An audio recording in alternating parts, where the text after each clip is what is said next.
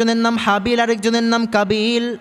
হাবিল এবং কাবিল এই দুই পুত্রদ্বয়ের মধ্য দিয়ে যে কোরবানির সূচনা আমি আল্লাহ করলাম, এই বিস্তারিত ঘটনা আপনি আপনার উম্মতদেরকে শোনায়া দেন।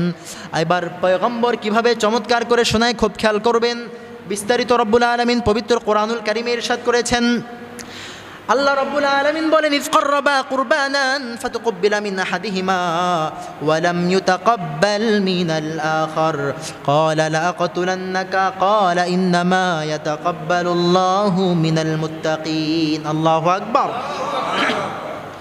আল্লাহ তাআলা বলেন, ইয ক্বাররাবা, যখন ইয ক্বাররাবা কুরবানান ফাতুকব্বিলা মিন আহাদিহিমা, তারা উভয়ে কোরবানি করেছে, একজনের কোরবানি কবুল করা হয়েছে এবং ওয়ালাম ইউতাকাব্বাল মিনাল আখার, অন্যজনের কোরবানি কবুল করা হয় নাই। আগে আমরা আয়াতের সহজ সরল তর্জমা জানি, এরপরে ব্যাখ্যায় যাব। আল্লাহ তাআলা বলে, যখন তাদের দুইজনের মধ্যে হতে একজনের কোরবানি কি করা হয়েছে? কবুল করা হয়েছে, অপরজনের কোরবানি কবুল করা হয় নাই।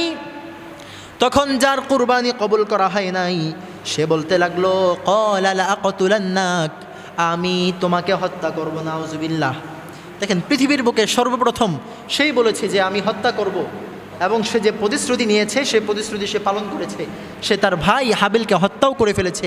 এবার রব্বুল আলামিন বলেন, যখন কাবিল তার ভাই হাবিলকে বলল, লা আকতুলান্নাকা, আমি তোমাকে হত্যা করে ফেলবো, ক্বালা, তখন হাবিল বলল, ইন্নামা ইয়াতাকাব্বালুল্লাহু মিনাল মুত্তাকিন, আল্লাহ তাআলা তো শুধুমাত্র তাকওয়ার অধিকারী ব্যক্তিদের থেকেই কোরবানিকে কবুল করে। জোরে বলেন ঠিক কি না?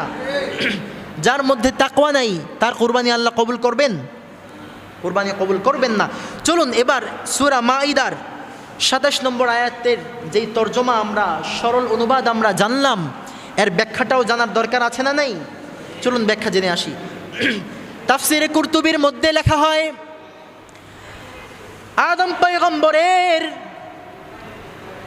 সন্তান, এক সন্তানের নাম হলো হাবিল, এবং তার সাথে যেই কন্যা জন্মগ্রহণ করেছে তার বোন, তার নাম হলো হাবিলের সঙ্গে যে জন্মগ্রহণ করেছে তার নাম হলো ইউবিল। আর অন্যজনের সাথে কাবিলের সঙ্গে যে বোন জন্মগ্রহণ করেছে তার নাম হলো ইকলিমা। জোরে বলেন কি নাম? ইকলিমা।